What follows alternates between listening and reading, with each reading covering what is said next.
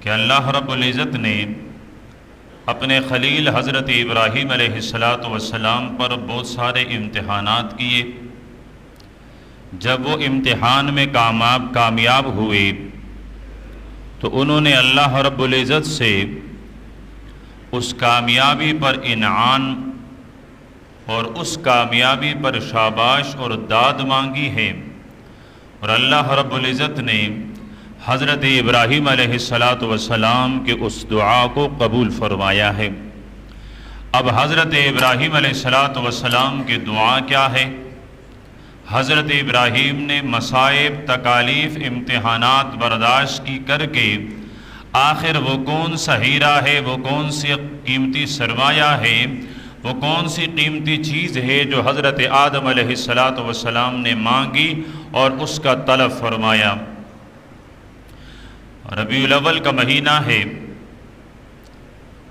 یہ مہینہ اس اعتبار سے بڑا بابرکت مہینہ ہے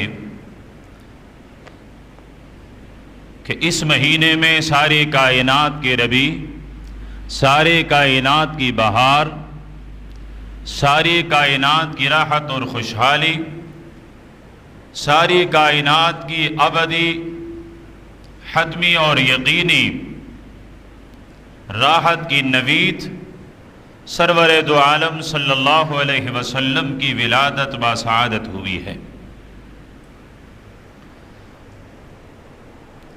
اور پھر اسی مہینے میں اللہ رب العزت نے مشن رسالت کو کامیاب اور مکمل کروانے کے بعد اپنے حبیب صلی اللہ علیہ وسلم کو اپنے ہاں بلوایا ہے۔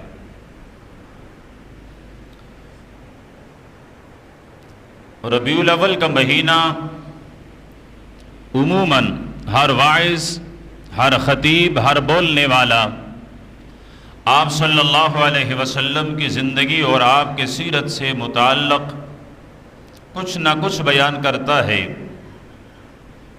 اور یقیناً یہ ایمانی حرارت کا مظہر ہوا کرتا ہے کہ جس کے سینے میں بھی ایمان کی شمع موجود ہے، جس کے سینے میں ایمان کی حلاوت اور حرارت موجود ہے، وہ اپنے پیارے پیغمبر سے یقیناً محبت رکھے گا، اور جس سے محبت ہوتی ہے اس کے تذکرہ اور اس کے چرچے سر عام ہوتے ہیں۔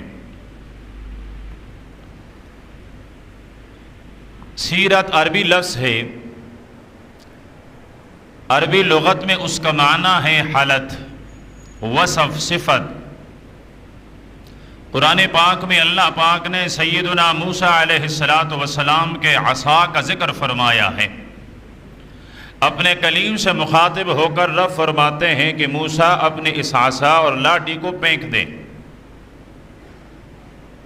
حضرت موسیٰ علیہ السلام نے دل میں رب سے عرض کیا ہوگا، ربا اس عصا کو، اس لاٹھی کو پھینک دیتا ہوں، اس سے اژدہا بن جاتا ہے، پھر یہ میری لاٹھی واپس میرے پاس کس طرح آئے گی، میرے استعمال کے قابل کس طرح ہوگی؟ تو اللہ پاک نے ارشاد فرمایا سنعیدها سیرتها الاولی، ہم آپ کے اس لاٹھی کو، آپ کے اس عصا کو واپس کر دیں گے، لٹھا دیں گے۔ کس حالت میں؟ سیرتها الاولی، وہ جو اس کی پہلی والی حالت تھی۔ تو لفظ سیرت کا معنی ہے عربی لغت میں حالت، وصف اور صفت۔ اصطلاح کے شریعت میں علماء، فقہاء، محدثین نے بہت سارے معنی کیے۔ وقت کی نزاکت کے خاطر صرف ایک معنی عرض کر دوں۔ شاہ عبدالعزیز محدث دہلوی رحمۃ اللہ علیہ فرماتے ہیں کہ سیرت کا معنی ہے آپ صلی اللہ علیہ وسلم کی تمام زندگی کے افعال اور اقوال، آپ صلی اللہ علیہ وسلم نے زندگی میں جو کچھ فرمایا، جو کچھ آپ نے کیا، وہ سیرت کہلاتی ہے۔ تو سادے اور آسان لفظوں میں سیرت نبی، سیرت مصطفیٰ، سیرت پیغمبر، سیرت محمد صلی اللہ علیہ وسلم کا معنی ہے میرے پیارے پیغمبر کی زندگی۔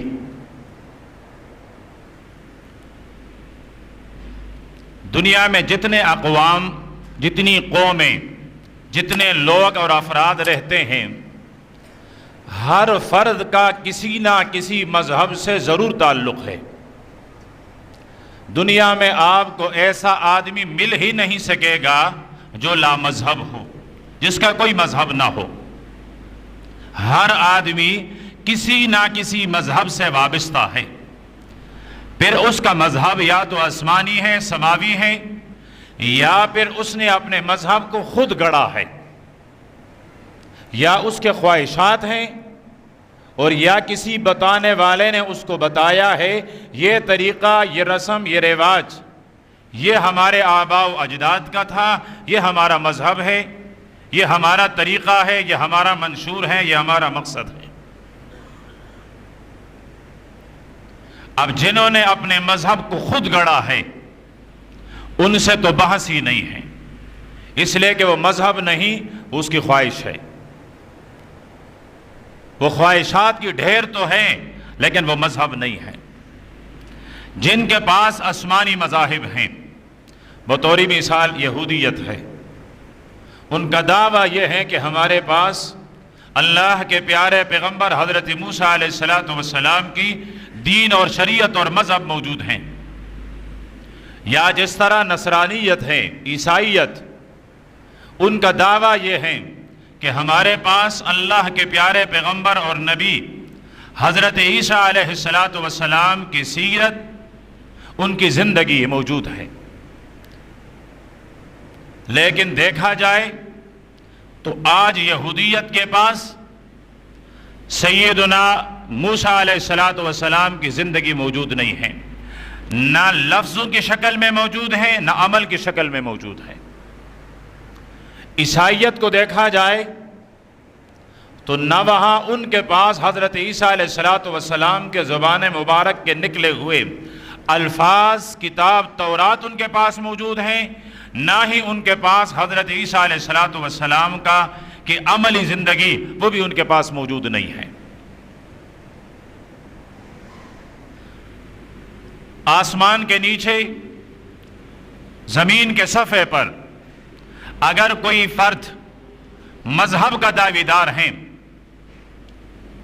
اور اس کے پاس اپنے پیغمبر کے ابتدائی دن سے لے کر دنیا کے آخری دن اور آخری لمحے تک اگر ساری زندگی کسی ملت، مذہب اور دین والے فرد کے پاس موجود ہے تو وہ مومن اور مسلمان ہیں، اور وہ زندگی ان کے پیغمبر محمد عربی صلی اللہ علیہ وسلم کی ہے۔ صلی اللہ علیہ وسلم پر کوئی پابندی ہے؟ اختیار تو نہیں کرتا ہے تانے میں ضمانت کرا دوں گا آپ کا۔ صلی اللہ علیہ وسلم تو کہا کرے 10 گناہ معاف ہوتے ہیں، 10 درجے بلند ہوتے ہیں، 10 مصائب اور پریشانیاں وہ ختم ہو جاتی ہیں۔ قیامت کے دن آقا شفارش کے لیے حشر کے میدان اور وہاں پولیس رات کے پل پر آ جاتے ہیں کہ دنیا میں اس بندے نے میرے اوپر درود بھیجا ہے۔ اب مجلس ہے، بیان ہو سیرت کا، اور آپ صلی اللہ علیہ وسلم پر درود نہ پڑھا جائے تو کیسا بے مزہ ہوگا۔ تو جو بنیادی بات مجھے عرض کرنی تھی کہ کسی بھی آسمانی مذہب کے پیروکاروں کے پاس اپنی پیغمبر کی زندگی موجود نہیں ہے سوائے مسلمانوں کے۔ مسلمان ہی اس آسمان کے نیچے بسنے والی وہ قوم ہے، وہ ملت ہیں جن کے پاس اپنی پیغمبر کی سیرت، اپنی پیغمبر کی حیات، اپنی پیغمبر کی زندگی کا ہر لمحہ موجود ہے۔ دوسری بنیادی بات، دنیا میں بہت سارے لوگ آئے اور انہوں نے اپنی زندگی بہت با کمال بنا کر گزاری۔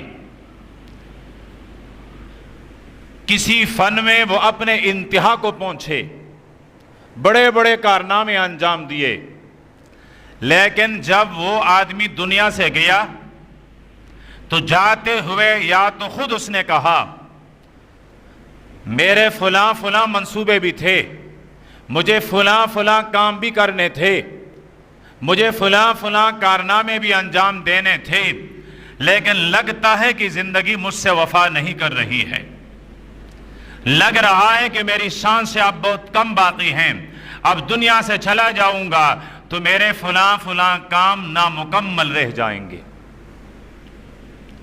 یا پھر اس کے فوت اور جانے کے بعد اس کا بیٹا، اس کا والد، اس کا معتقد، اس سے محبت رکھنے والا وہ اٹھتا ہے اور وہ کہتا ہے فلاں آدمی کی زندگی بڑی باکمال تھی، بڑے ہنرمند تھے، بڑے صاحب استطاعت اور بڑی صاحب صلاحیت تھے، بڑے بڑے کارنامے انجام دیے، لیکن زندگی نے وفا نہیں کی۔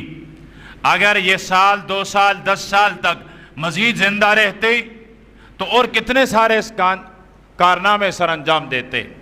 مثال کے طور پر عرض ہیں، ہم میں سے ہر ایک کہتے ہیں کہ قائد اعظم محمد علی جناح نے اس ملک کے لیے بہت قربانیاں دی ہیں، اپنی اس وکالت والی صلاحیت استعمال کی ہیں، ملک کو حاصل کیا، لیکن بابا کی زندگی نے وفا نہیں کی۔ کچھ سال اور رہتے ملک کا نقشہ تبدیل ہو جاتا۔ ڈاکٹر محمد اقبال کے متعلق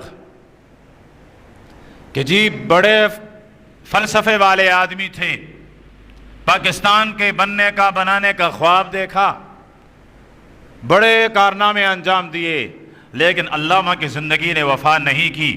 اگر زندگی اور بھی اتنے سال ہوتی تو مزید کتنی قوم کی رہبری اور رہنمائی کر لیتا۔ یہ ہر انسان جب وہ فوت ہوتا ہے تو یا اسے خود احساس ہوتا ہے یا فوت ہونے کے بعد اس کے معتقدین میں سے کوئی بتاتا ہے۔ ایک عام آدمی جب انتقال کرتا ہے، اس کا بیٹا کہتا ہے ہمارے والد بہت عظیم آدمی تھے، اتنے کام کیے، اگر 10 سال اور جیتے تو اتنے سارے اور بھی کام کر جاتے۔ اس سے معلوم ہوتا ہے دنیا کے ہر باکمال انسان کی زندگی نامکمل ہے، دنیا کی ہر باکمال شخصیت اس کی زندگی ادھوری ہے، نامکمل ہے۔ پورے کائنات میں ایک ہستی ایسی ہے جس کو ولادت سے لے کر وفات تک زندگی ملی ہے 63 سال۔ یہ بہت کم زندگی ہے، اور پھر اس میں نبوت اور رسالت والی زندگی ہے صرف 23 سال۔ 40 سال کی عمر میں نبوت ملی، 63 سال کی عمر میں پردہ فرمایا۔ کتنے سال ہو گئے نبوت والے؟ 23 سال ہو گئے۔ تو میرے پیغمبر کو دنیا میں بحیثیت پیغمبر، بحیثیت ہادی، بحیثیت ایک جرنیل، بحیثیت ایک سربراہ، بحیثیت ایک رہبر، میرے پیغمبر کو زندگی ملی ہے صرف 23 سال۔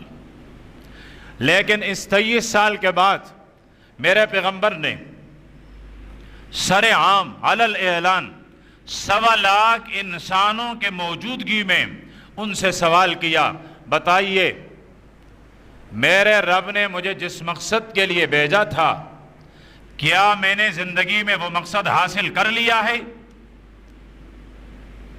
تو 1.25 لاکھ انسانوں کے ہاتھ فضا میں بلند اور زبان پر یہ الفاظ تھے، ہاں ہاں آپ نے زندگی کا مقصد پورا نہیں، آپ نے زندگی کے مقصد کا حق ادا کر لیا۔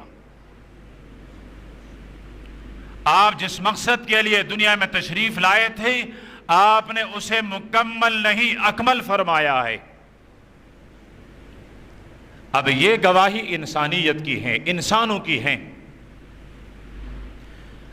جس نے پیدا فرمایا ہے، جس نے بھیجا ہے، ذرا اس کی گواہی بھی سنیں۔ قرآن پاک کی آخری آیتوں میں جو سب سے آخری آیت اتری ہے وہ آیت ہے الیوم اکملت لکم دینکم۔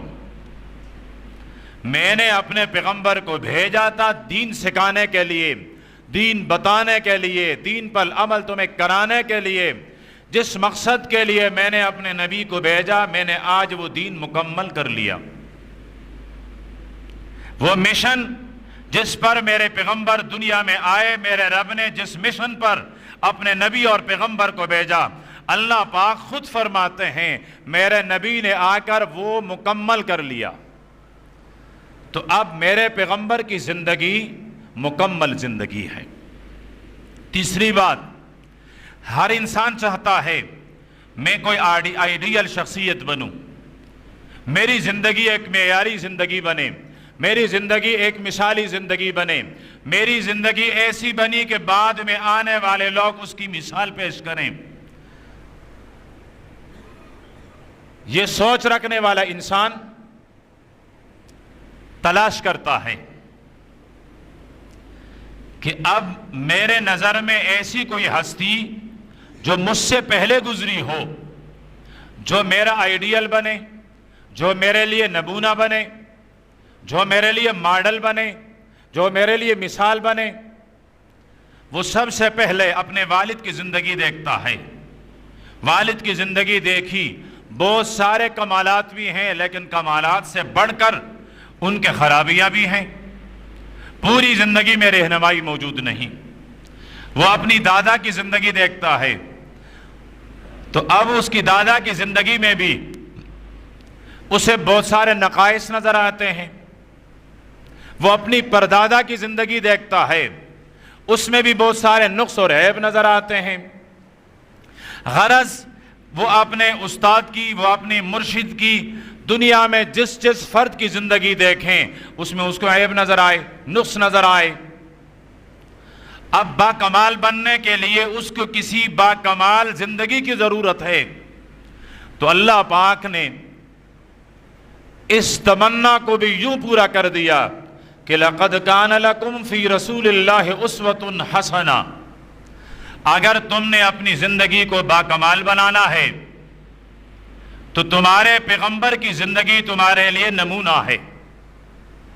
23 سال کی زندگی گزاری نبوت اور پیغمبری والی، لیکن ایسی گزاری کہ اللہ پاک نے خود فرمایا کہ یہ زندگی اب کامل ہے، مکمل ہے، اتمم ہے، تمام ہے، اب اس کے اندر کوئی کمی باقی نہیں ہے۔ تو سیرت کا معنی آپ صلی اللہ علیہ وسلم کی زندگی۔ پھر دنیا میں جس انسان کی زندگی کامل اور مکمل ہے وہ ہے میرا پیغمبر۔ نمونے کے لیے، مثال کے لیے جس زندگی کو پیش کیا گیا وہ زندگی بھی میرے پیغمبر کی۔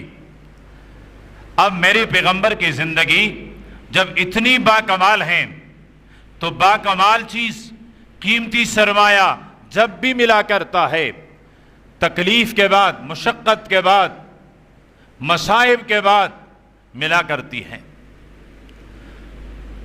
اب اس زندگی والے کو سب سے پہلے مانگا حضرت ابراہیم علیہ السلام نے۔ زندگی کے بہت سارے امتحانات کروائے، اس کا اعادہ نہیں کر سکتا ہوں، میں نے فرداً حضرت ابراہیم علیہ السلام کی زندگی کے امتحانات آپ کے سامنے بیان کر دیے تھے۔ اگر آپ کا حافظہ آپ کا ساتھ دے تو اس پر تقریباً 1 مہینہ یا 3 جمعے مسلسل اس پر تھا کہ حضرت ابراہیم علیہ السلام پر میرے رب نے کون سے امتحانات کروائے۔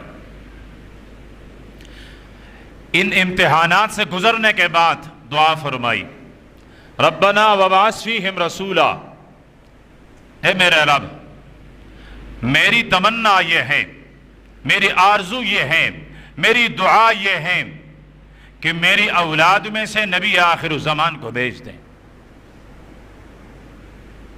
پہلی ہستی جس نے امتحانات برداشت دیے اور اس کے بعد پیارے پیغمبر کے لیے دعا مانگی۔ قریب کے ہستیوں میں سے آپ کے دادا ہیں عبد المطلب، پیدا ہوئے تو بڑے خوبصورت، والد کا انتقال ہوا، والدہ لے کر گئی پرورش کے لیے اپنے ننیال کے ہاں، پرورش ہوتی رہی۔ ایک عرصہ گزرنے کے بعد ان کا چچا ان کو لے کر آئے۔ چچا نے اپنے ساتھ بٹھایا ہوا ہے، دیکھنے والوں نے جب دیکھا کہ اتنا خوبصورت اور وجیح نوجوان، چاچا کا نام تھا مطلب، تو اس نے کہا مطلب اپنے لیے کوئی غلام لے کر آیا، اور غلام کو کہتے ہیں عبد، تو انہوں نے کہا یہ عبد المطلب ہے۔ اب یہ ان کا اپنا نام شیبہ ہے، لیکن یہ اپنا نام بھول گئے اور عبد المطلب مشہور ہو گئے۔ یتیمی کی زندگی گزاری پیارے پیغمبر کی دادا نے۔ پھر نظر مانی کہ اگر میرے رب نے مجھے 10 جوان بیٹے عطا کر لیے تو میں ان 10 بیٹوں میں سے ایک بیٹا ذبح کر لوں گا، اللہ کے لیے قربان کر لوں گا۔ اللہ پاک نے یہ دعا پوری فرما لی، عبد المطلب کو 10 بیٹے مل گئے جوان۔ اب وقت آیا ہے اپنی نظر مکمل کرنے کے لیے، اپنی منت پوری کرنے کی وقت۔ اب ان میں سے ذبح کریں تو کس کو کریں؟ کسی نے کہا قرہ ڈال دیں۔ قرہ ڈالا تو قرہ نکل آیا حضرت عبداللہ کے نام۔ اب کیسے ذبح کریں؟ کسی نے کہا بدلے میں اونٹ ذبح کر لے۔ ایک طرف نام ہے ذبح کے لیے عبداللہ کا، مقابلے میں دوسرا قرہ ڈالا گیا، 10 اونٹوں کا قرہ نکل آیا عبداللہ کے نام۔ ایک طرف قرہ ڈالا 20 کا، اس دوسرے طرف عبداللہ، پھر نکل آیا عبداللہ۔ ایک طرف 30 اونٹ، مقابلے میں عبداللہ نکل آیا قرہ میں، کرتے کرتے 100 اونٹ پر پہنچے۔ ایک طرف لکھا گیا 100 اونٹ، دوسری طرف لکھا گیا عبداللہ۔ اب جب قرہ نکل آیا تو اونٹوں کا نکل آیا۔ تو عبد المطلب نے اپنے بیٹے کے اس نظر کو پورا کرتے ہوئے 100 اونٹ قربان کیے۔ آپ صلی اللہ علیہ وسلم مسجد نبوی کے صحن میں ہیں، ایک دیہاتی آیا، ایک بدو دیہاتی، اس نے آ کر کہا یا ابن الذبیحین، اے 2 ذبح شدہ آدمیوں کے بیٹے۔ آپ صلی اللہ علیہ وسلم نے چہرہ مبارک اٹھایا، مسکرائے، فرمایا میں بابا اسماعیل جو ذبیح تھا اس کا بھی بیٹا ہوں، اور اپنے والد عبداللہ ذبیح کا بھی بیٹا ہوں۔